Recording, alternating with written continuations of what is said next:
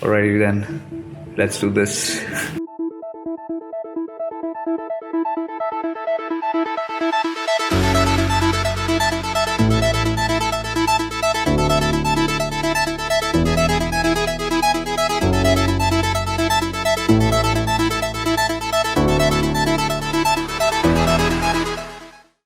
That's a boy over there, and run it up.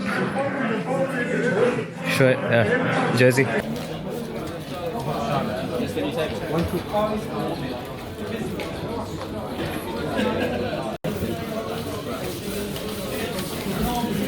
300? 200. 200. So guys, this is the first hand that we get involved in a major hand of worth of mentioning. So it's at the Aspers Casino, as I was saying, and we have a pretty mixed table. I do not know about general player tendencies, so I just have to play a fairly GTO game. And this hand is a good example of that. So let's get into it. We wake up with pocket jacks in middle position, +2 position, folds to us, pretty standard. We make an 11 euro raise. The table is fairly young, fairly new, so 5x raise, the standard is what I'm looking at. We get 3 callers, healthy pot, and the flop is 7, 8, 9 with 2 diamonds. Now, since this is a very, very rich board, wet board, with a flush draw, straight draw, a lot of potential over there, I'm just gonna go and bet right out to get the value from my hand of an overpair. We get 2 callers, just 1 player folds. Fairly standard call from other people if I can put a lot of people on top pair or draw. The 7 is actually not a bad card for us because it doesn't hit any of the draws in play. So I'm going to bet even more. Maybe I should have made it a little higher, but still, I'm just going to see how it goes. We just get the 1 caller, which also gives us the impression that maybe, he's still chasing his draw or he just has a top pair and he wants to see it through. That is what I was thinking about. So here, because he didn't really 3-bet, so I did not have him on overpairs, to be honest. So I'm just going to see the thing through. The river is not a favorable card for us. It puts the straight out there very easily, a single card straight. And obviously we checked in this position, I checked down for pot control. And the other person checks backs for pot control as well. And we get the most heartbreaking hand that we can be shown. We get pocket queens. We overpair versus overpair situation. Can't do much about it. Let me know what you guys thought about this hand. But I don't think I could have done anything else in this situation. So after that disaster of a first hand where we lose overpair versus overpair, we reload and we get into another exciting hand. I'm gonna hide my hand until the end because it makes it a little bit more exciting, and the big reveal for you guys will be pretty exciting, I think. And I played this hand in a pretty unorthodox manner. I generally don't play that way, but that is what poker is about. You need to keep adapting, keep doing different things to get results. So I try something different. Let's get into it. Yeah. So we're in the small blind over here, and MP1, middle position 1, makes a standard raise of 10, and he gets 4 callers. He gets 3 callers. That's 40 euros in the pot. Now I'm in the small blind and I see everybody just calling the raise, not playing too aggressive. And I decide to take an aggressive stance over here, representing a big hand. So I raised it up to 50 euros, and so whoever's got to call me is got to put in 4x more money to come and see me and see my cards. And that's what exactly I wanted to represent. And I just get the 1 caller, a Danish friend. He just flats in position to wanting to see a flop, and he does. We get a pretty monotonous board of 10, 10, 3. I just make a regular C-bet, and so trying to show that I'm strong. Yeah, and that is what I was trying to see. And he just drills around, looks at his hand, and mucks it in very quickly, let's say under 5-10 seconds. And we take down a very healthy pot by playing aggressive. And let me show you what my hand was. Yeah, that was my hand. 8-9 suited. So there was a plan with the thing. The plan was I was in position. I could see that, I tried to portray strength. I tried to steal the pot. I tried to squeeze it out of them. At the worst situation, I was going to go heads up against someone and then take it from there. Now, since this was a dry board, I decided to bet right into it. I would have gone into probably would have gone into a check call, not check call, but check mode or check fold mode on the turn and river. I tried to protect the strength, and luckily we got it through, and our strategy worked. Okay, guys, for the next hand, we have Jack 10 suited in the cutoff position. It pretty much falls down to us. We make a standard raise of 11 euros, which was the standard raising of the table. I could be representing a really, really wide range of hands here. And we get three callers. So a healthy pot brews in. And as you can see, we have a gut shot here, King 7 8 in the pot. Now, in this case, what happens is somebody makes a small bet, I think a one-third bet.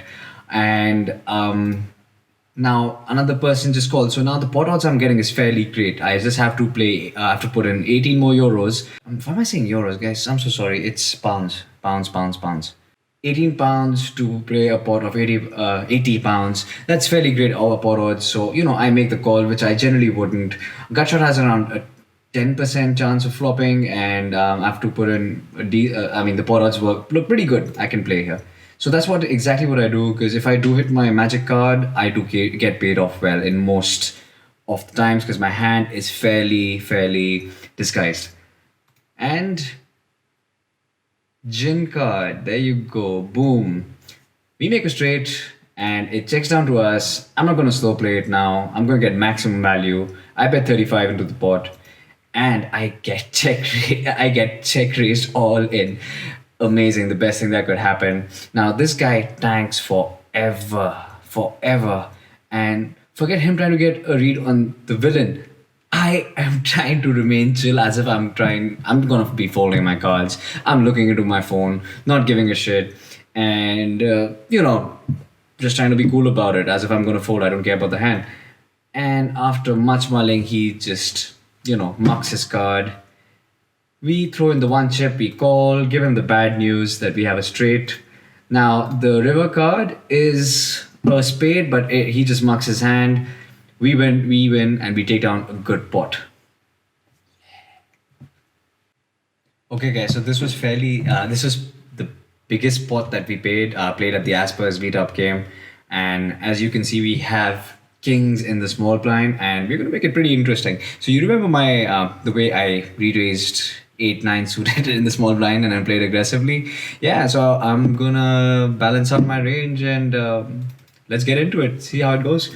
Okay, so obviously one person raises, that's great for us, and he gets three callers. Even better for us, the pot grows. We re-raise for 50 pounds, and in this case we get two callers. That's great news, more the merrier. The flop is again pretty dry for us. So I'm just going to get maximum value out of this, and see how the other players react, and then play accordingly. I mean, that's the plan. So because this is a very bipolar hand, right? So either they're very strong or very weak in most of the cases, and maybe they're playing with other pairs or ace highs and things.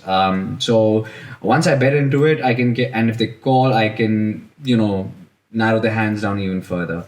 Okay, so we just get the one person who's on my right. He calls. He's a fairly middle-aged guy. Has been playing pretty tight from what I observe.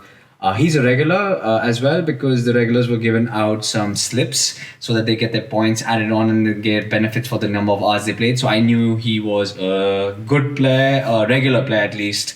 And yeah, so I am heads up against him now. Magic card, absolute bloody destruction. I obviously checked to get I see a bet coming, because he was going in pretty strongly, and he bets 95. And this is where now I have to decide, okay, how do I maximize what I have? I look at my hand, play a little bit, I do a little bit of Hollywood. I'm like, sir, you do not have a 9. I'm gonna call you all in. And now imagine, what is the worst hand he can have for him? The worst hand. Have you imagined? Okay, let's see what happens. So I go all in, he calls, he shows his hand, board runs out, and he shows pocket eights. We score a full house over a full house. It's crazy, man. I don't know what to say.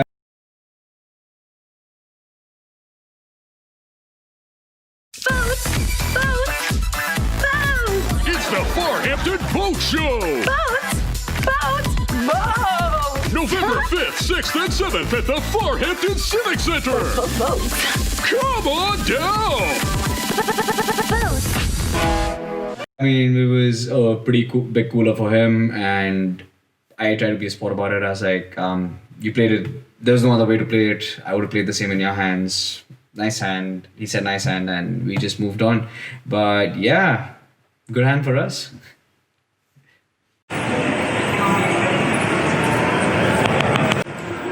Alright, fam, we just stepped out of the Aspers Casino. And generally, people who go into the casino don't really make money, right? Well, we did get a bottle out of it, of rum. So the pirate in me is really happy.